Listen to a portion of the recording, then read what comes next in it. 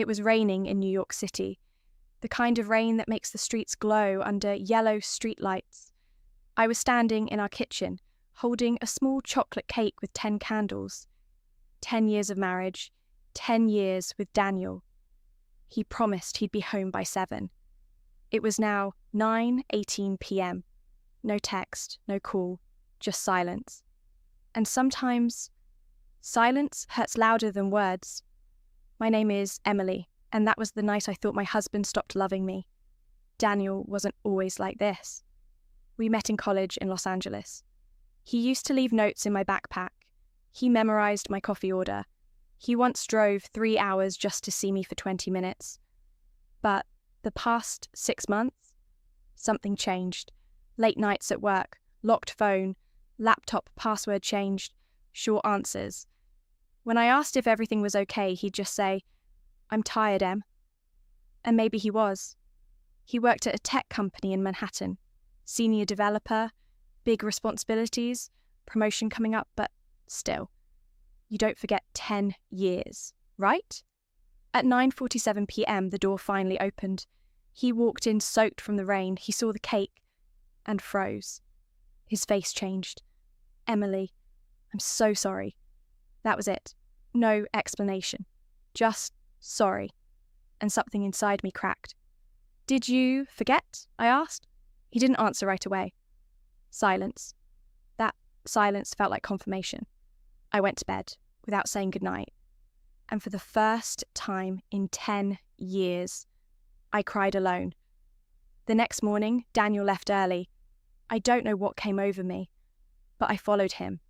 I felt crazy doing it. But when your heart feels uncertain, you look for answers. He didn't go to his office. He drove to Brooklyn, to an old brick building. My heart started racing. Was there someone else? I waited 5 minutes. Then I went inside, climbed the stairs quietly, and stopped outside a half-open door. I heard Daniel's voice, but he wasn't talking romantically. He was explaining something technical. I peeked inside. There were kids, teenagers, old computers on tables, whiteboard full of code, and Daniel teaching them. I stood there frozen. A teenage boy said, "Mr. Daniel, my mum can't afford classes like this." Daniel smiled. "That's why this one's free." Free? I listened more. Daniel had been using his bonus money, his savings. He even turned down his promotion because it required relocation. He stayed in New York for me. And at night, he was building this community tech center for underprivileged kids. That's why he was late. That's why he was tired. That's why he was distant. He wasn't cheating. He was building something bigger than himself. And I had doubted him. That night, Daniel came home early. "Can you close your eyes?" he asked. I did. He drove us somewhere. When I opened them, we were back at that Brooklyn building. But this time, it was decorated with lights, candles everywhere. The kids were there holding a banner. "Happy 10th anniversary, Emily and Daniel." I started crying. Daniel walked toward me. "I didn't forget," he said softly. "I was building something meaningful for us, for the kind of love we believe in."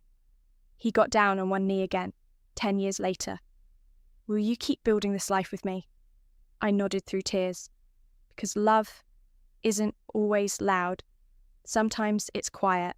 Sometimes it looks like distance. Sometimes it looks like sacrifice. But real love builds. That night, I learned something. Love isn't about flowers or perfect timing. It's about showing up, even when no one is watching. If you're listening to this and you're doubting someone you love, talk to them before you assume the worst. Because sometimes the person you think is drifting away is actually building something beautiful for you.